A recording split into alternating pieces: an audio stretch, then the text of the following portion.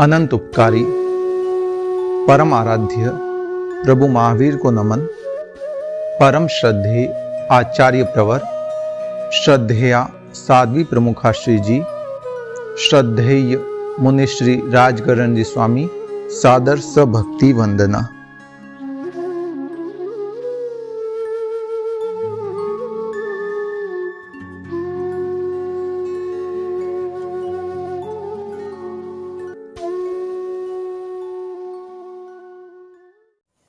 आठ कर्म हैं।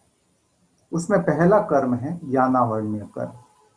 ज्ञानावरणीय अर्थात जो ज्ञान में आवरण करता है उसे ज्ञानावरणीय कर्म कहते हैं। ऐसे ज्ञानावरणीय कर्म के 9 भेद होते हैं। मति ज्ञानावरण, शुद्ध ज्ञानावरण, अवधि ज्ञानावरण, मनः पर्यव ज्ञानावरण, केवल ज्ञानावरण। मति अज्ञान,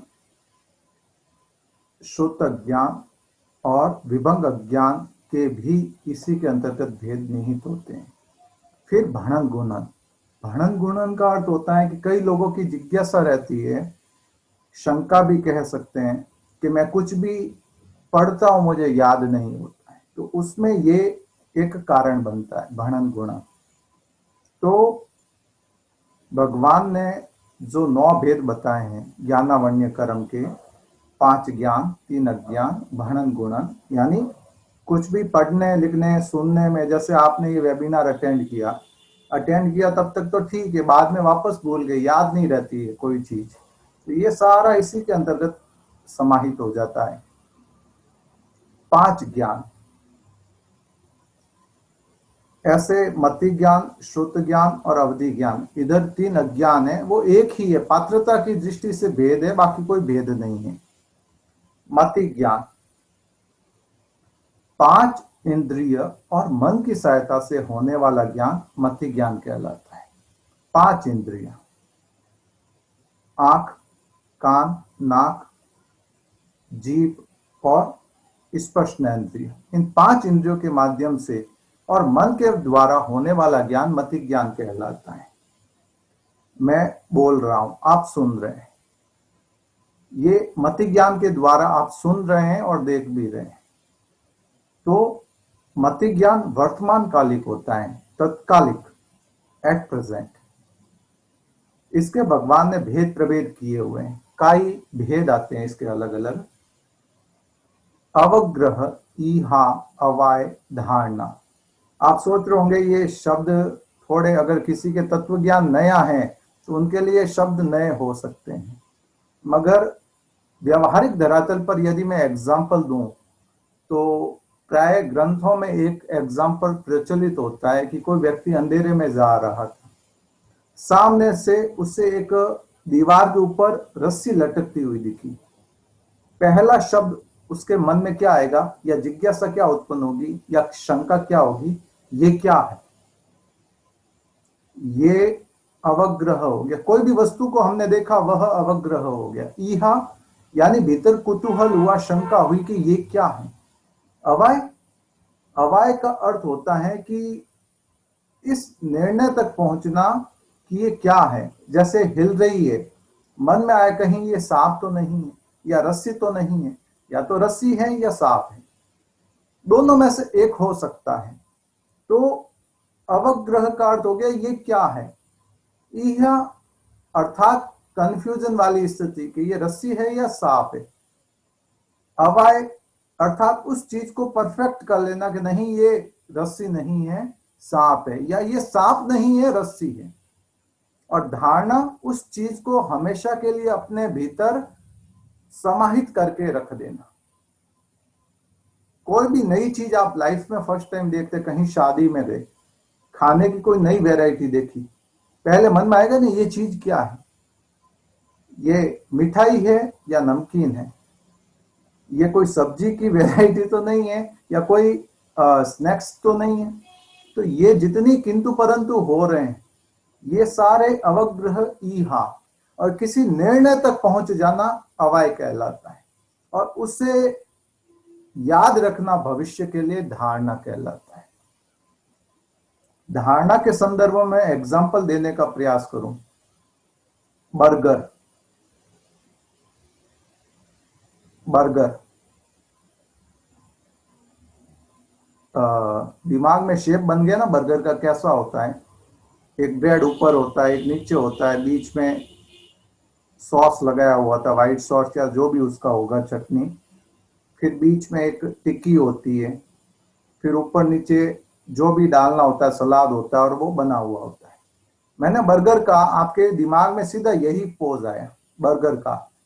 वड़ा पाव तो नहीं आया होगा ना, बर्गर ही आया होगा। मैं आपसे कहूं कचौरी, मैं आपसे कहूं समोसा, तो जिन शब्दों का मैं प्रयोग कर रहा हूं, आपके मस्तिष्क में वही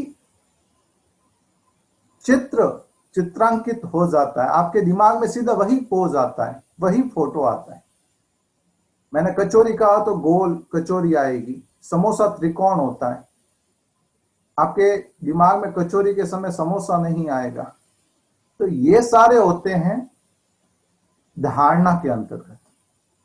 तो कोई भी चीज हम प्रथम बार देखते हैं तो उसको लेकर हमारे मन में संदेह उत्पन्न होता है, ये चीज क्या है?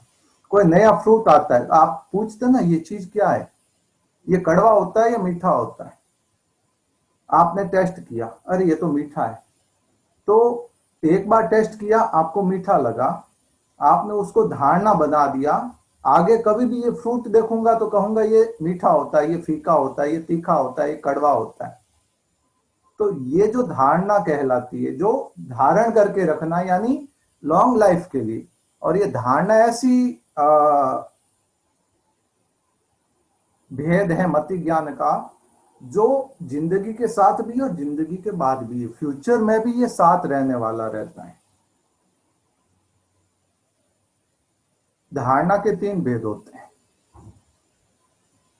अविच्युति, अविच्युति का अर्थ होता है विच्युत यानी खो जाना, और अविच्युति यानी जो खोती नहीं है।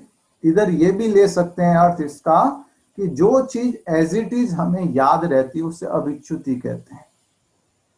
कोई भी शब्द, मैं शब्द बोलता हूं, आपके मस्तिष्क में उसका एज इट इज फोटो आ जाता है। मैं आम बोलूंगा तो आपके मस्तिष्क में आम का फोटो आ जाएगा, मैं सेव बोलूंगा आपके मस्तिष्क में सेव आ जाएगा, एज इट इज आएगा। ऐसा नहीं होगा मैं आम बोलूंगा और आपके मस्तिष्क में एप्पल का पोज आ जाए या चीकू का पोज आ जाए। मैं चीकू बोलूंगा तो आपके दिमाग में चीकू आएगा। ये सारी अविच्युति, यानी एज इट इज याद रखना, इसे अविच्युति कहते हैं।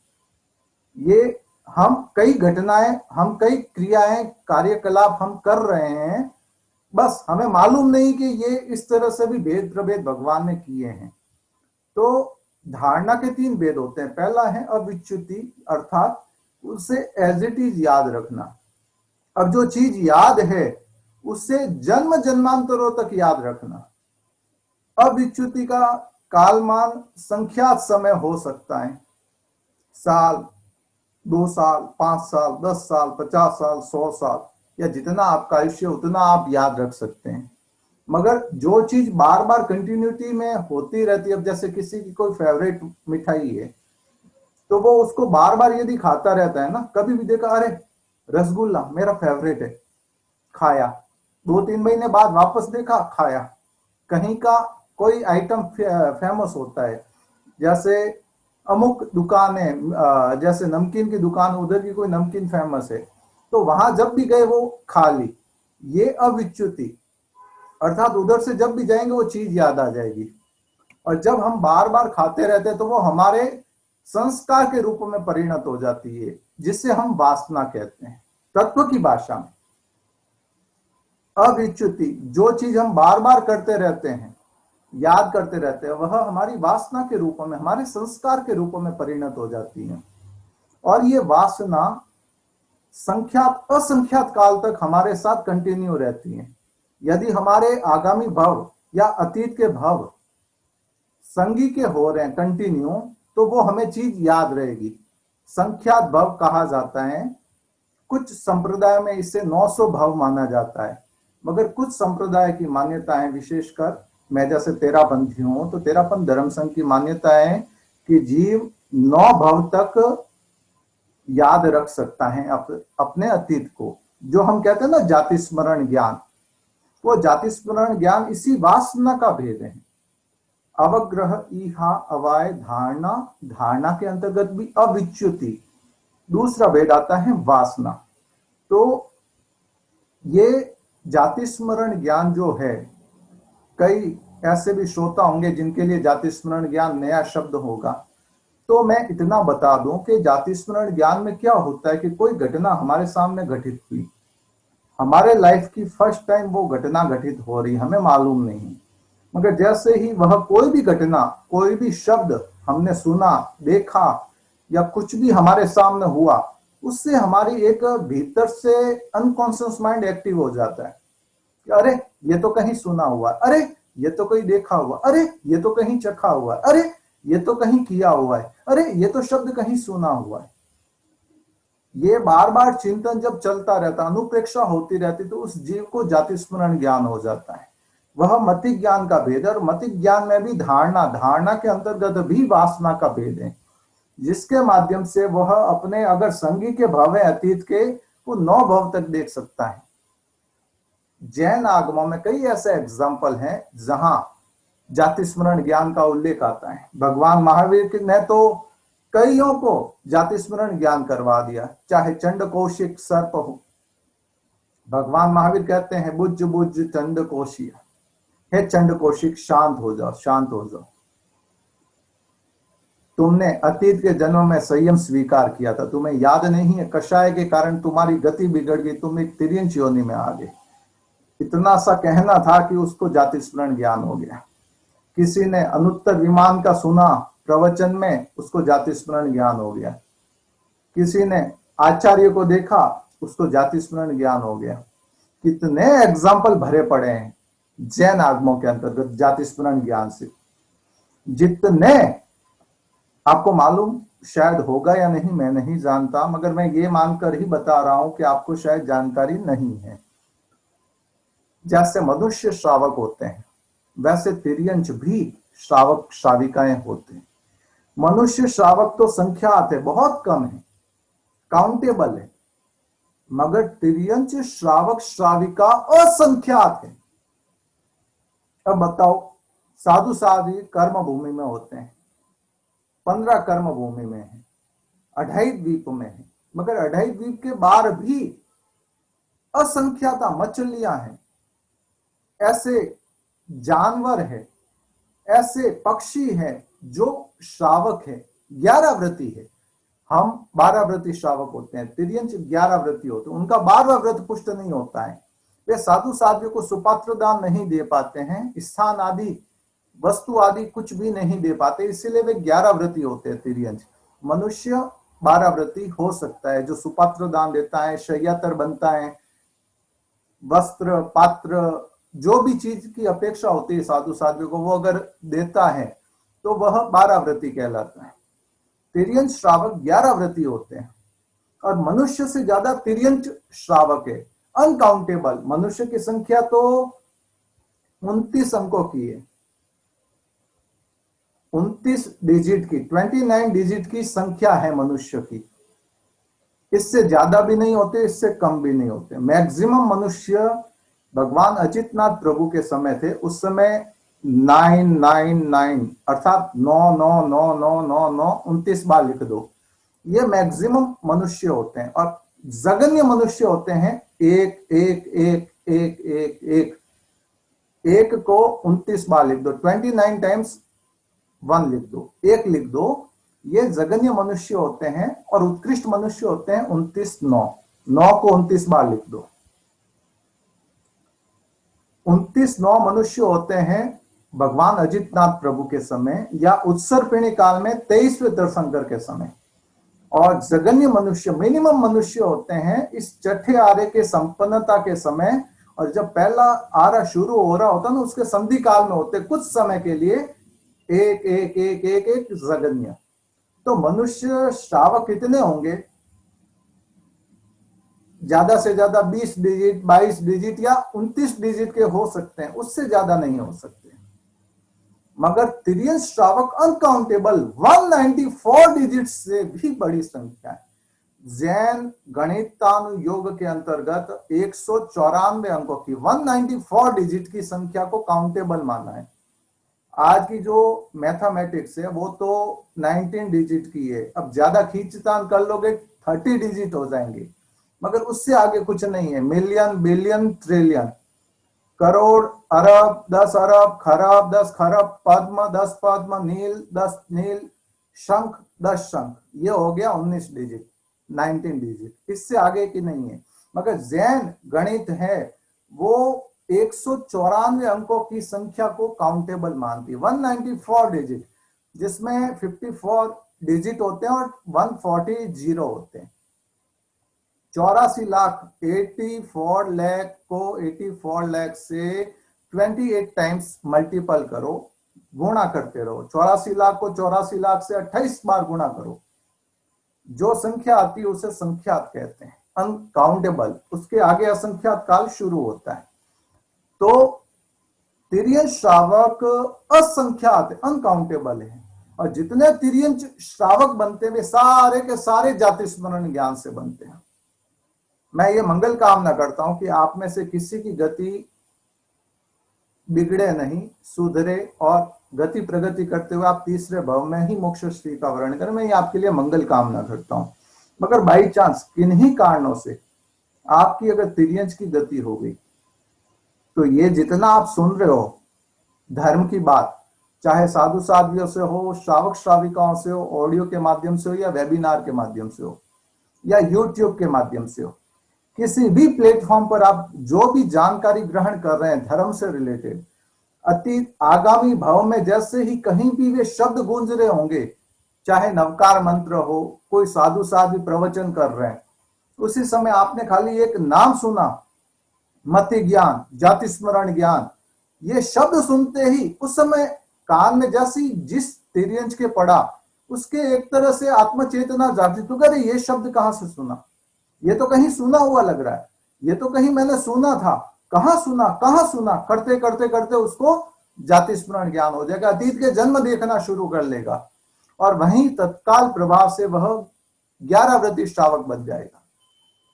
दूध का जला चाच को भी फूक फूक कर पीता है। हम जब एक सामायिक करते हैं ना, हमारा ध्यान कितनी बार आगे पीछे हो जाता है, हम कितनी बार घड़ी देखते हैं। 48 मिनट की सामायिक के अंतर्गत हम कितनी बार घड़ी देखते हैं, हमारे कितनी अस्थिरता रहती है।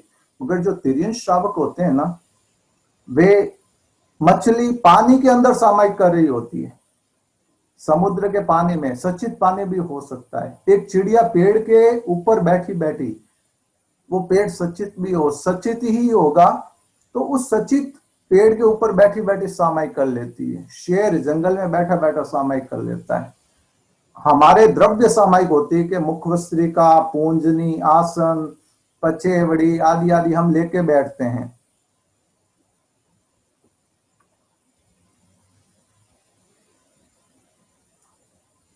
हम ये पूंजनी आदि लेकर बैठते हैं, मगर ये द्रव्य सामायिक होती है हमारे। जबकि तिर्यंच के श्रावक जो होते हैं ना, वे भाव सामायिक करते हैं, उनकी सामायिक कंटिन्यू चलती रहती है, और 48 मिनट तक उनका ध्यान भी विचलित नहीं होता है। एकाग्रता, जो हम कहते हैं ना कि मन 48 मिनट तक स्थिर रह सकता है, उनकी एकाग्रता की सामायिक होती है। इतनी उत्कृष्ट एकाग्रता रहती है तिर्यंच की, क्योंकि उन्होंने मनुष्य जन्म बिगाड़ा है। तो दूध का जला चाच को भी फूक फूक कर पीता है। तो मनुष्य जन्म उनका किन्हीं कारणों से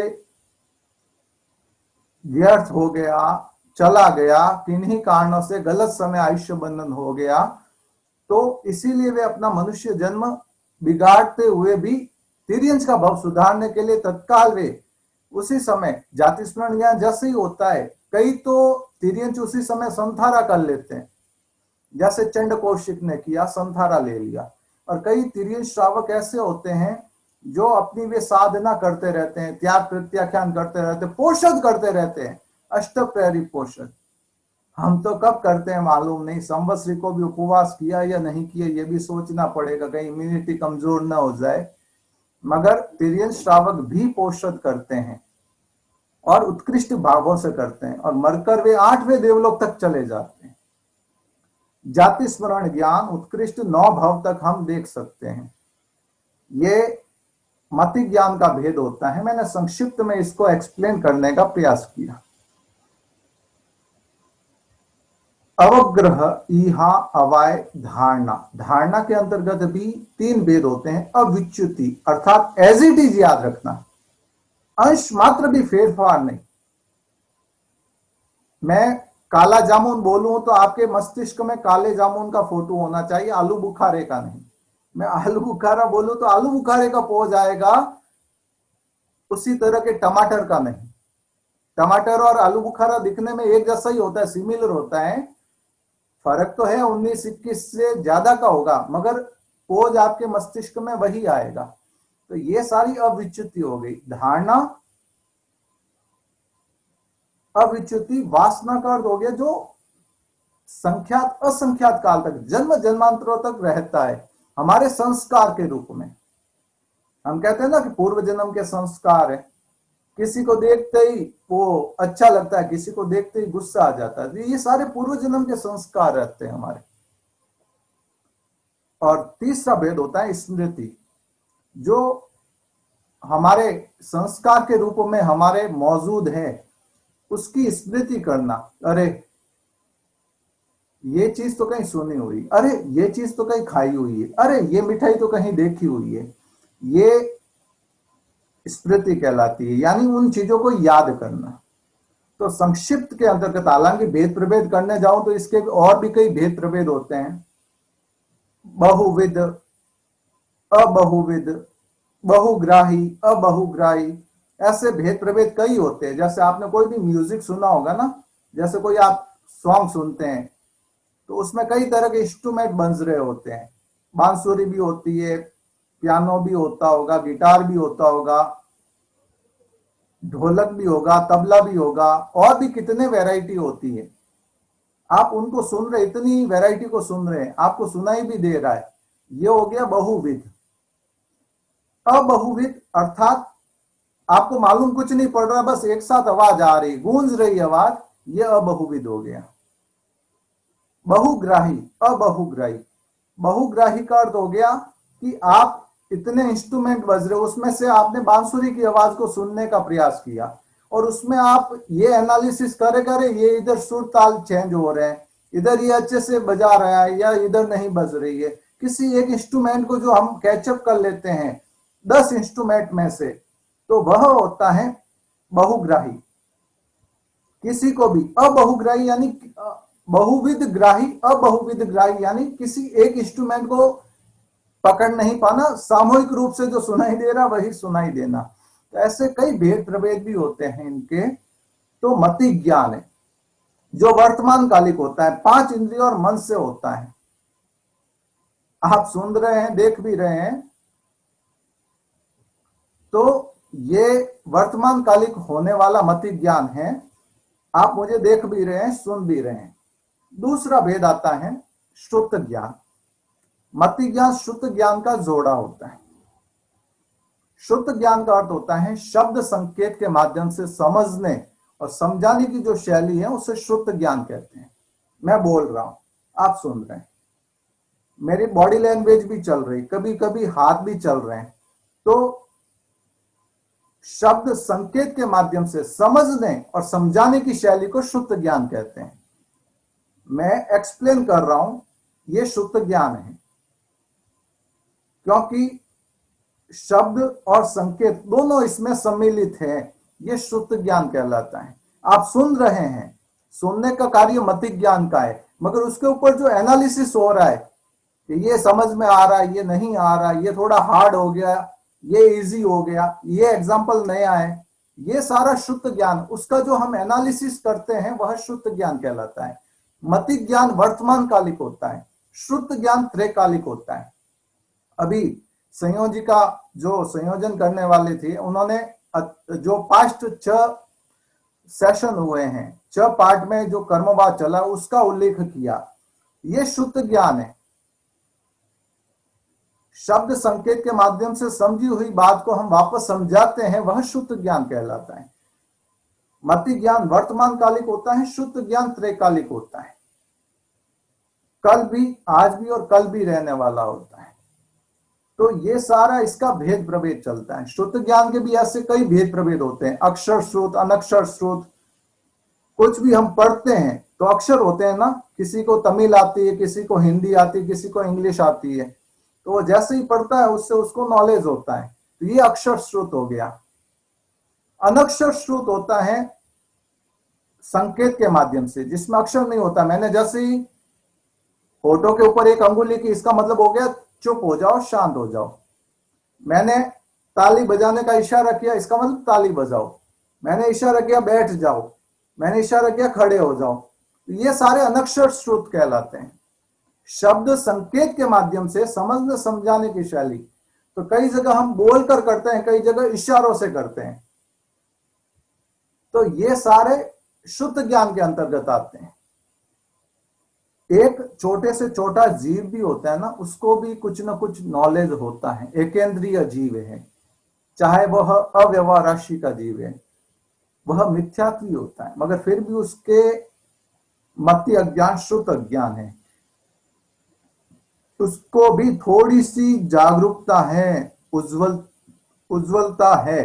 भले उसके कर्म इतने भयंकर है, आच्छादित है पूर्ण रूप से उसकी आत्म चेतना को कहा जाता है। हमारे असंख्यात आत्म प्रदेश है, मगर उन असंख्यात आत्म प्रदेशों में 8 आत्म प्रदेश ऐसे हैं। देखो 8 का जो इशारा किया ना, अब किसी को 8 बोलूं या ना बोलूं, किसी को 8 समझ में नहीं आता है, किसी को 8 समझ में आता है, मगर हाथ के इशारे से वे समझ सकते हैं। तो 8 आत्म प्रदेश आत्मा के ऐसे हैं जिन पर आज दिन तक एक भी कर्म नहीं चिपका है, एक भी कारण वर्गणा नहीं चिपकी है।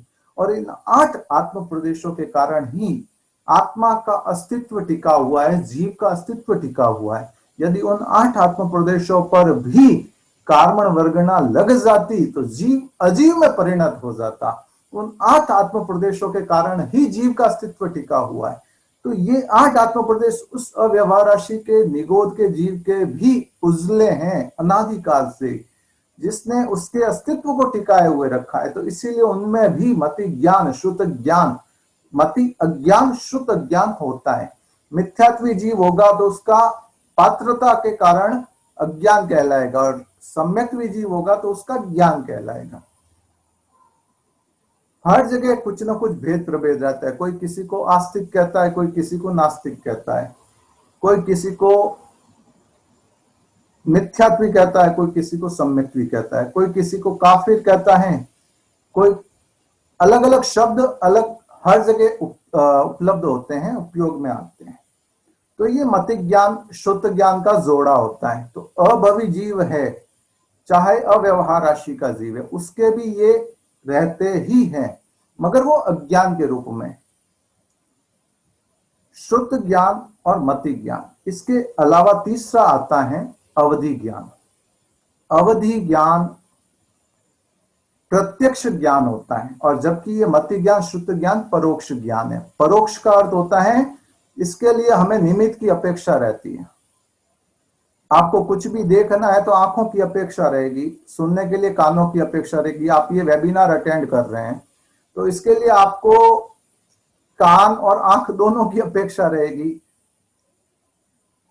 तो ये परोक्ष रूप से हो गया। आत्मा को डायरेक्ट नहीं मिल रहा है, इनडायरेक्ट मिल रहा है, बाया बाया मिल रहा है। आंख के द्वारा, नाक के द्वारा, कान के द्वारा, जीभ के द्वारा, स्पर्श के द्वारा। अब सर्दी का टाइम है तो शरीर को ठंड लग रही है, तो ये हमें एहसास कौन करवाता है? शरीर करवाता। तो इसीलिए परोक्ष ज्ञान हो गया, प्रत्यक्ष नहीं हुआ, डायरेक्ट नहीं हुआ आत्मा को।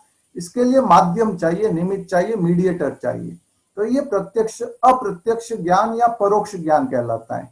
जबकि अवधि ज्ञान, मनः पर्यव ज्ञान, केवल ज्ञान प्रत्यक्ष ज्ञान कहलाता है। प्रत्यक्ष का अर्थ है आत्मा को सीधा होता है, मालूम पड़ता है। अवधि ज्ञान के अंतर्गत जीव जो रूपी पर्याय हैं, रूपी यानी जो दृश्यमान है, इस संसार में जितना दृश्यमान वस्तुएं हैं हमारे सामने, वो सारा उद्गल हैं, और वह सारा का सारा अवधि ज्ञान के द्वारा हम देख सकते हैं, जान सकते हैं। अवधि ज्ञान के द्वारा जाना जाता है और अवधि दर्शन के द्वारा देखा जाता है। ये एक फर्क रहता है।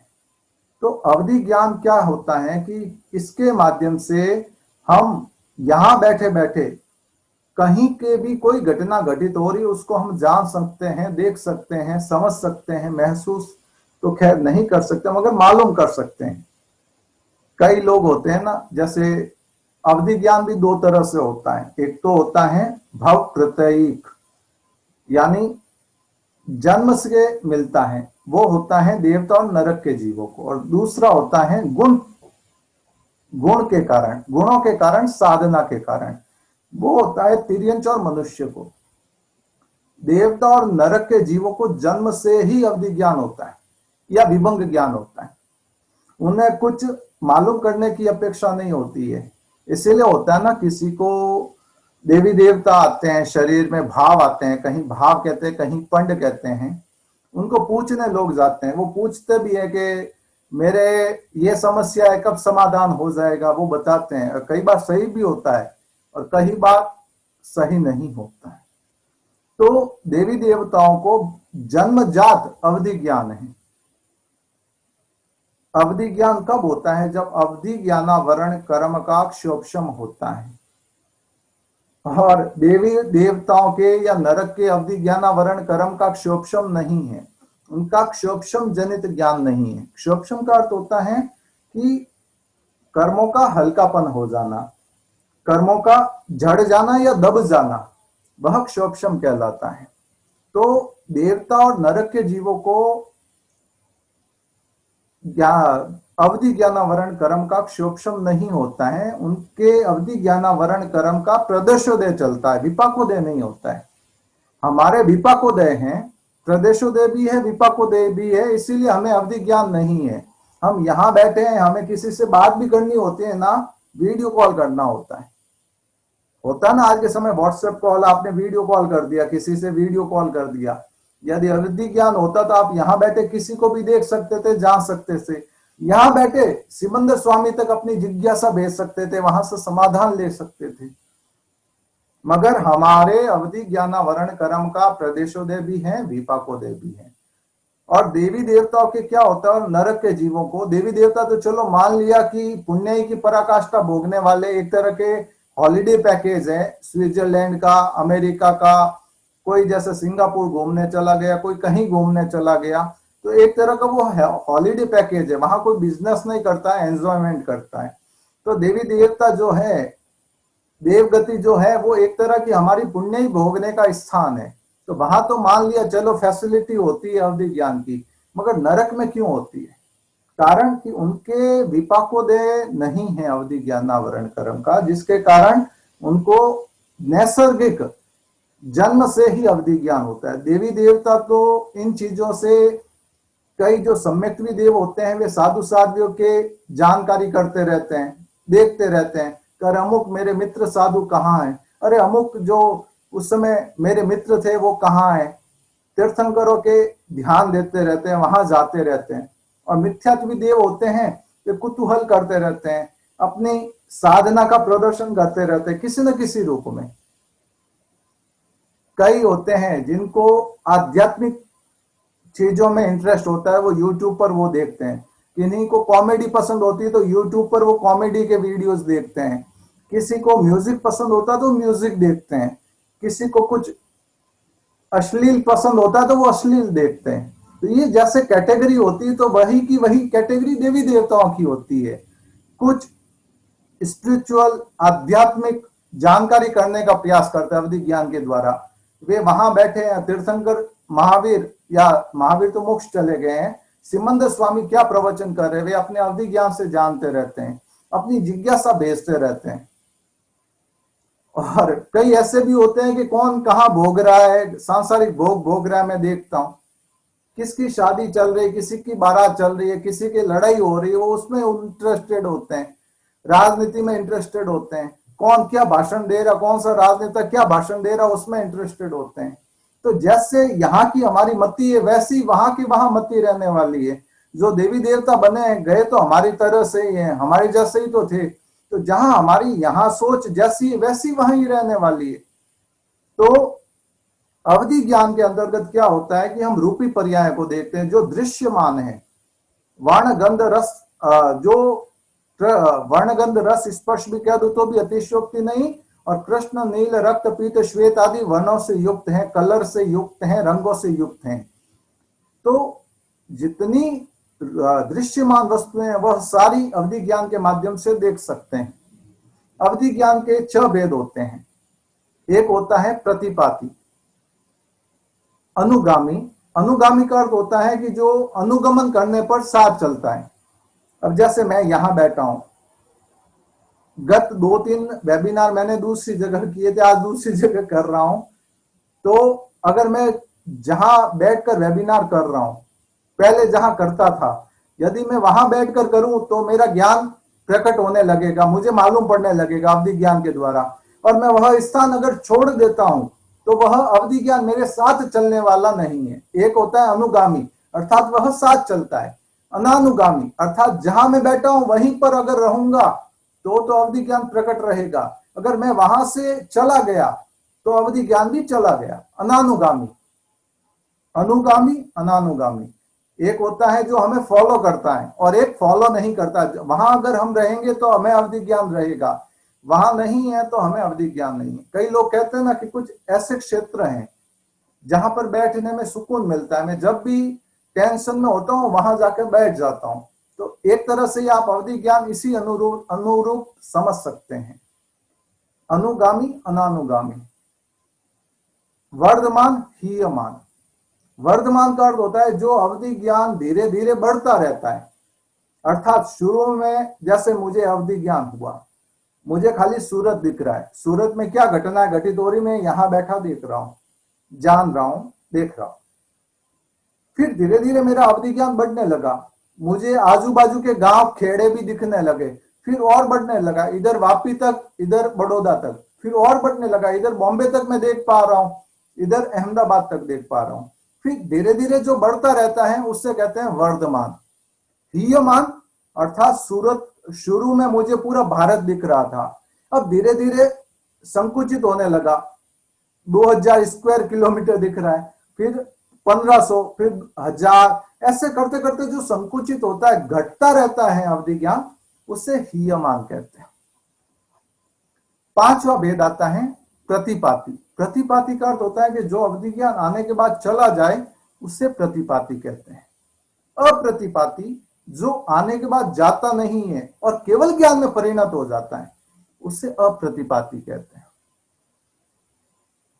ये जो 6 भेद हैं, 6 में से जो प्रथम 5 भेद हैं, अनुगामी, अनानुगामी, वर्धमान, हीयमान, प्रतिपाती, ये 5 भेद तो तिर्यंच के भी होते हैं, मगर अप्रतिपाती तिर्यंच के कभी नहीं होता है। कारण कि अप्रतिपाती ऐसा अवधि ज्ञान है जो आने के बाद केवल ज्ञान में परिणत हो जाता है। और अवधि ज्ञान के अंतर्गत अवधि ज्ञानी जो होता है वह उत्कृष्ट अलोक में भी असंख्य प्रतर देख सकता है, लोक जितने, इतना विशिष्ट होता है, इतना उत्कृष्ट होता है। हालांकि अलोक में आकाशास्तिकाएं कुछ नहीं है, दृश्यमान वस्तु, मगर फिर भी उसकी कैपेबिलिटी बताते हैं। होता है ना, जैसे आजकल आप मोबाइल लेके आते हैं, उसमें आता है कि इसकी 256 जीबी की कैपेसिटी है, कोई 512 जीबी की कैपेसिटी होती है, 512 जीबी की, मगर इतना हम यूज नहीं करते, मगर एक उसकी कैपेबिलिटी बताते हैं कि इतना वो सपोर्ट करता है। उसके अलावा आप 1000 का एसडी कार्ड या कुछ भी लगा सकते हैं, 1 टीबी का। तो ये सारी जो फैसिलिटी होती है वो बताने के लिए होती है कि इतना आप उपयोग कर सकते हैं। तो वैसे ही ये अवधि ज्ञान जो होते हैं ना, लोक में भी जानते हैं, अलोक के भी असंख्य खंड देख सकते हैं, लोक जितने, इतना विशिष्ट होता है अवधि ज्ञान। मैं अगर आपसे जिज्ञासा पूछूं, हालांकि आप सब म्यूट ही है, अनम्यूट करने का भाव भी नहीं है वरना मैं डिस्टर्ब हो जाऊंगा। मैं आपसे पूछूं कि अवधि ज्ञान यदि आपको होता है तो आपको कहां से दिखेगा? आंखों से। अवधि ज्ञान प्रत्यक्ष ज्ञान है, आंखों के माध्यम से नहीं होता है। यदि आपके हाथ के इधर के अवधि ज्ञानावरण कर्म का क्षोक्षम हो गया विपाको देह में, आपको हाथ के इस भाग से दिखना शुरू हो जाएगा। इधर से हुआ, इधर से, पैर से हुआ तो पैर से आपको मालूम पड़ेगा कि अमुक जगह ये हो रहा है, अमुक जगह वो हो रहा है, अमुक व्यक्ति आ रहा है। जैसे आचार्य भिक्षु को अंतिम समय हुआ था, तो उस समय आचार्य भिक्षु ने कहा कि संत आ रहे, उनके सामने जाओ। तो संतों ने देखा कि अवस्था के हिसाब से संधारा भी है, तो आचार्य भिक्षु ऐसे ही बोल रहे होंगे। कई बार होता है ना कि अंतिम समय होता है, कुछ बोल देते हैं, मालूम नहीं पड़ता है। तो संतों ने उस अनुसार समझ लिया और हकीकत में कुछ देर बाद संत आए। तो अवधि ज्ञान के माध्यम से हम जान भी सकते हैं, जानते ही है। जिस शरीर के हिस्से से हमें अवधि ज्ञान होगा, हम वहां से ही देखेंगे। ऐसा नहीं कि यहां से हुआ तो यहां से, पैरों से हुआ पैरों से, इधर से हुआ तो इधर से दिखेगा हमें। जहां से अवधि ज्ञानावरण कर्म हल्का होता है, वहां से हमें दिखना शुरू हो जाता है। जैसे मति शुद्ध का जोड़ा होता है, वैसे अवधि ज्ञान और मनः प्रिय ज्ञान में भी कुछ समानताएं होती है, कुछ भेद होते हैं। अवधि ज्ञान, मनः प्रिय ज्ञान दोनों प्रत्यक्ष ज्ञान है, मगर फर्क ये होता है, एक होता है फिजिशियन, एमडी होता है, उसके पास आप सिर दुख रहा है, नाक दुख रहा है, गला दुख रहा है, बुखार आ रहा है, आप दिखा देते हैं। और एक होता है स्पेशलिस्ट, जैसे दांत का स्पेशलिस्ट है, तो जो फिजिशियन है वो भी गोली लिख देगा, मगर दांत का स्पेशलिस्ट होगा तो वह अच्छे से ट्रीटमेंट करेगा। आई स्पेशलिस्ट होते हैं। तो जो विशेषज्ञ होते हैं, उनके पास जाने में हम सुगमता, सहजता, सरलता महसूस करते हैं। अवधि ज्ञान चारों गतियों में होता है, नरक में भी होता है, तिर्यंच में भी होता है, मनुष्य में भी होता है और देवगति में भी होता है।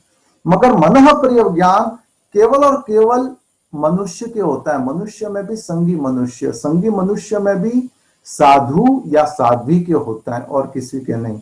और हर साधु या साध्वी के भी नहीं, जिनके भावों की विशुद्धि उत्कृष्ट है, साधना की गहराई अधिक है, भावों की विशुद्धि अधिक है, कषाय की अल्पता अधिक है, साथ ही साथ उनके मनः प्रिय ज्ञानावरण कर्म का हल्कापन हो जाता है, तो उनको मनः प्रिय ज्ञान भी हो जाता है। तीर्थंकर जितने दीक्षित होते हैं, जैसे ही वे दीक्षा ग्रहण करते हैं, उनको मनः प्रिय ज्ञान हो जाता है। 3 ज्ञान वे गर्भ से लेके आते हैं, मगर चौथा दीक्षा लेते ही उन्हें मनः प्रिय ज्ञान हो जाता है। मनः प्रिय ज्ञान के अंतर्गत अढ़ाई द्वीप के अंदर जो मनुष्य हैं, उन संगी मनुष्यों के मन की बात को हम जान सकते हैं, देख सकते हैं। ये साधु के होता है, हमारे मन में क्या चल रहा है वह मालूम कर सकते हैं। इसके भी भेद प्रभेद होते हैं, 2, ऋजुमति, विपुलमति। ऋजुमति का अर्थ हो गया, ये एक सामान्य भेद प्रभेद कर सकता है। अब जैसे मैंने मन में सोचा कलश के बारे में, अब कलश किसका है, ये ऋजुमति वाला इतना बता सकता है कि तुम मन में कलश के बारे में सोच रहे हो। कई लोग होते हैं ना, वो बता देते हैं कि तुम मन में ये सोच रहे हो, तुम्हारे मन में ये चल रहा है, तुम्हारे मन में ये चल रहा है। तो मनः प्रिय ज्ञानी होता है, वह विशिष्टता से बता सकता है, स्पष्टता से बता सकता है। हालांकि अवधि ज्ञानी भी बता सकता है कि मन में क्या चल रहा है, मगर एक बताएगा घड़ा देख रहा है, मन में घड़े का सोच रहा है, और ऋजुमति वाला कहेगा कि ये देखो घड़े के बारे में, इस तरह का घड़ा है उसके बारे में सोच रहा है। विपुलमति कहेगा ये स्वर्ण कलश की बात कर रहा है, या ताम्र कलश की बात कर रहा है, या मिट्टी के कलश की बात कर रहा है। एक स्पष्टता होगी और एक में अस्पष्टता होगी। तो ये फर्क होता है अवधि ज्ञान मनः प्रिय ज्ञान में। मन की पर्याय को जो जानता है उसे मनः प्रिय ज्ञान कहते हैं। अवधि को जो जानता है, यानी अतीत, वर्तमान, भविष्य की अवधि को जानने वाला होता है, उससे अवधि ज्ञान कहते हैं।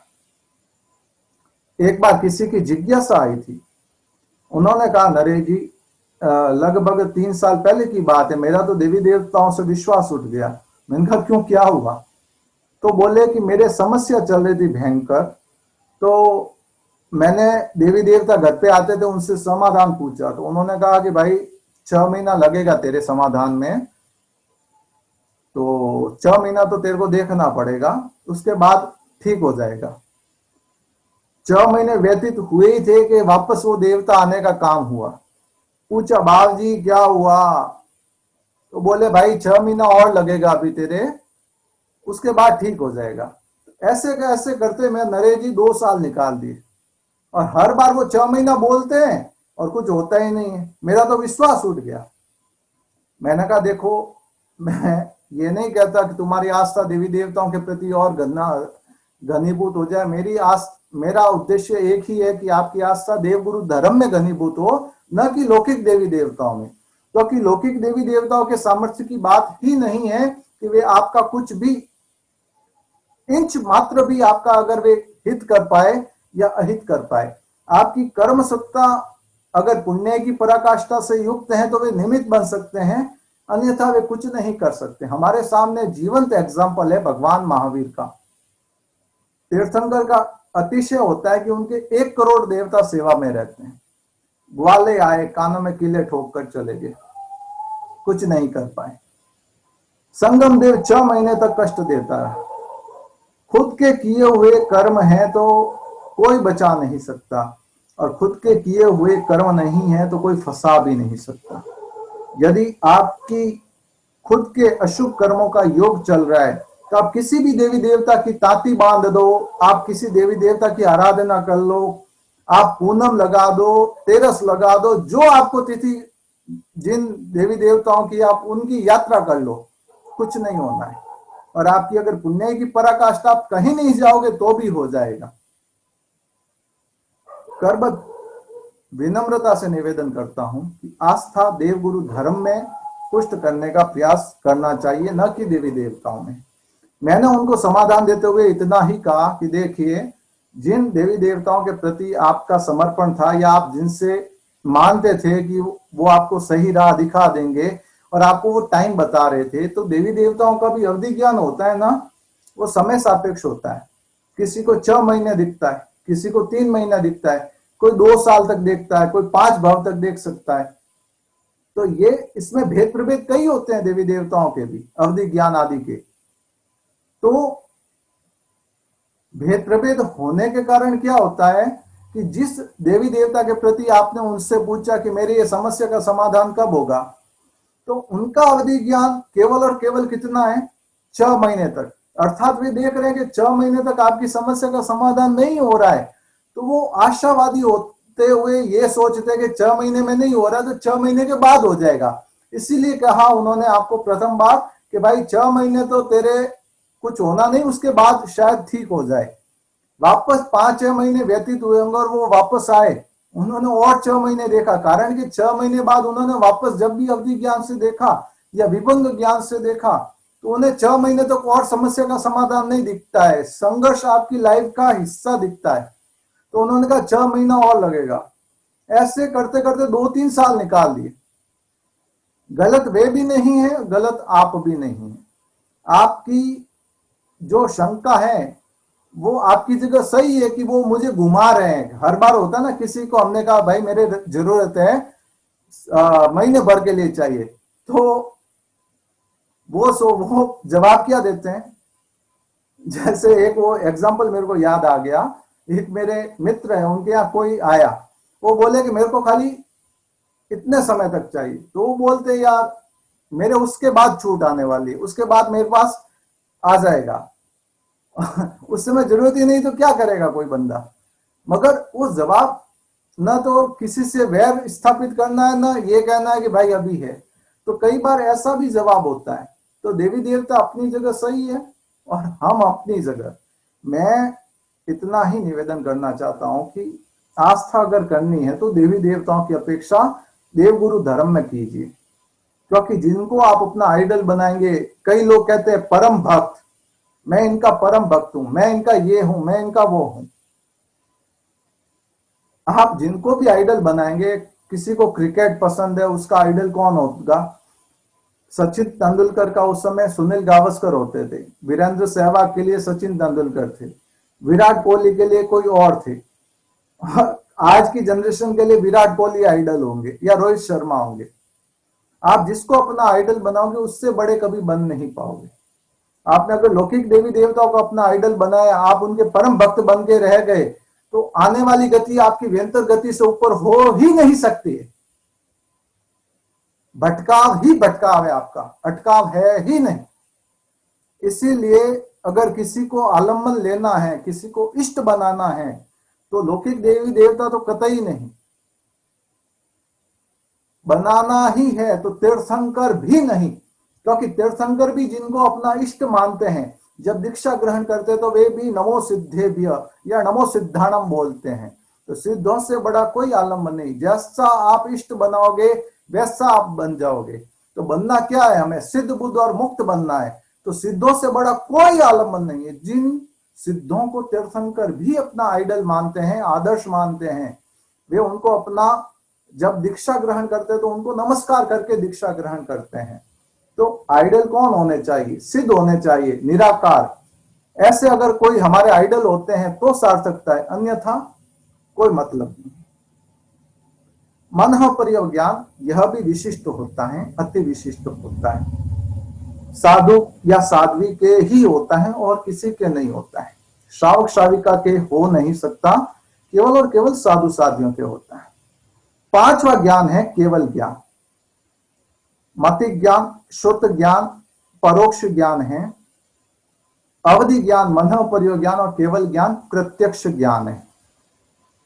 केवल ज्ञान, हकीकत कहूं ना, केवल ज्ञान नहीं शब्द है। ये शब्द भगवान महावीर से अब तक आते आते 2500 वर्षों में अपभ्रंश हो गया है। मूल शब्द है केवल, बल। क का अर्थ होता है आत्मा। के सप्तमा विभक्ति है, अर्थात आत्मा में बल है। मूल शब्द है बल, बल नहीं बल, अर्थात आत्मा में बल है। किसका? ज्ञान का। अनंत ज्ञान का आत्मा में बल है, ये इसका मूल अर्थ होता है। केवल ज्ञान हम वर्तमान में बोलते हैं, मगर मूल शब्द होता है केवल ज्ञान, अर्थात आत्मा में बल है ज्ञान का, अनंत ज्ञान का। बाहर का आप कितना भी ज्ञान कर लो, वो 10% रहेगा। भले आपने लाखों पुस्तकें स्वाध्याय कर ली, पढ़ ली, भीतर का ज्ञान 90% रहेगा। भले बाहरी ज्ञान आपको कितना भी कम हो, मगर भीतरी ज्ञान अगर जागृत हो गया तो सब हो गया। मरुदेवा माता ने शायद नवकार मंत्र भी बोला होगा या नहीं बोला होगा, मैं नहीं जानता। उन्होंने कोई विशिष्ट तत्व ज्ञान सीखा होगा या नहीं सीखा होगा, मैं नहीं जानता। मगर भावों की विशुद्धि ऐसी प्रगाढ़ता से रही कि उनको केवल ज्ञान भी हो गया और वे सिद्ध बुद्ध और मुक्त भी बन गई है। मेरा आपसे करबद्ध विनम्र निवेदन है कि अगर आपको चोट करनी ही है तो मूल जगह पर करो, बाकी जगह पर नहीं। कई लोग या कई महानुभावों की धारणा रहती है कि मुझे नया नॉलेज करना है, जानकारी करनी है। राजकंज स्वामी कई बार फरमाते कि नरेश, तुम सीखते सीखते तो अनंत भाव लगा दोगे ना, तो भी ज्ञान पूरा नहीं होना है, क्योंकि ज्ञान अनंत है। सीखने से आत्मा का उद्धार नहीं होता है। भीतर से ज्ञान जब तक उद्घाटित नहीं करोगे या जो सीखा है उसे आत्मसात नहीं करोगे, तब तक कुछ नहीं होने वाला है। तो ज्यादा जरूरी यह है कि हम जितना सीखें उतना जीने का प्रयास करें। जितना हम जिएंगे उतना ही हम एक तरह से आत्मसात उतना ही हो पाएंगे, क्योंकि आध्यात्मिकता से ओतप्रोत भगवान का ज्ञान है। केवल ज्ञान अर्थात केवल ज्ञान है। इसका व्यवहारिक अर्थ करूं तो जहां पूर्णतया ज्ञान है और ये ज्ञानावण्य कर्म का क्षायिक भाव है, इसके भेद प्रभेद नहीं होते हैं। चदमस्त अर्थात जो 4 घाती कर्मों से युक्त हैं, उसके पास 4 ज्ञान होते हैं, मति ज्ञान, श्रुत ज्ञान, अवधि ज्ञान, मन परियोग ज्ञान। और जो क्षायिक हैं उसके पास जब ये ज्ञानावण्य कर्म क्षय हो जाता तो केवल केवल ज्ञान होता है। शेष ये 4 ज्ञान उसमें ही समाहित हो जाते हैं। कोई एक बिल्डिंग है 50 कमरों की, 50 फ्लैट की। कोई कहता है मेरा फर्स्ट फ्लोर पर 4 फ्लैट है, कोई कहता है मेरा 3rd फ्लोर पर 4 फ्लैट है, कोई कहता है मेरा 6th फ्लोर पर है, कोई कहता है टॉप फ्लोर पर मेरे टॉप फ्लोर पर 4 फ्लैट है। मगर कोई कहे कि पूरी बिल्डिंग ही मेरी है। तो केवल ज्ञान जहां पूरी बिल्डिंग ही उसकी हो जाए, अर्थात जितना आवरण आत्मा के ऊपर ज्ञानावण्य कर्म का था वह पूर्णतया अगर क्षय हो जाए तो उसे केवल ज्ञान कहा जाता है, अनंत ज्ञान। अनंत, जिसका कोई अंत नहीं। हालांकि ज्ञान तो अनंत है। एक तीर्थंकर भी, एक केवली भी किसी जीव की आदि नहीं बता सकते। एक तीर्थंकर भी अभवी जीव की आगामी भव परंपरा पूर्णतया उल्लेखित नहीं कर सकते, उससे पहले ही उनका आयुष्य पूर्ण हो जाता है, क्योंकि अभवी जीव अनंत काल तक संसार में परिभ्रमण करने वाला है। और कोई भी भव्य जीव है, वह अगर तीर्थंकर उसकी या केवली उसकी आदि बताना शुरू करे, वे जानते तो हैं मगर बता नहीं पाते, कारण के माध्यम है वाणी। और आयुष्य सीमित होता है, असीमित नहीं होता है। संक्षिप्त के अंतर्गत मैंने 5 ज्ञान को विवेचित करने का प्रयास किया है। मति ज्ञान, 5 इंद्रिय और मन की सहायता से होने वाला ज्ञान। शुद्ध ज्ञान, शब्द संकेत के माध्यम से समझने और समझाने की शैली शुद्ध ज्ञान कहलाता है। अवधि ज्ञान, जिसके अंतर्गत हम रूपी पर्याय को, अर्थात जो दृश्यमान वस्तुएं हैं, उन सभी को जान सकते हैं या जानते हैं, उसे अवधि ज्ञान कहते हैं। अवधि ज्ञान चारों ही गतियों में होता है। मति ज्ञान, शुद्ध ज्ञान भी चारों ही गतियों में होता है। मनोह परिज्ञान केवल और केवल साधु के होता है, मनुष्य गति में ही होता है। और केवल ज्ञान भी मनुष्य गति में ही होता है। एक संक्षिप्त के अंतर्गत मैंने विवेचित करने का प्रयास किया। वीतराग वाणी के विपरीत कुछ भी प्ररूपित अनजाने में हो गया हो तो मिच्छामि दुक्कडम।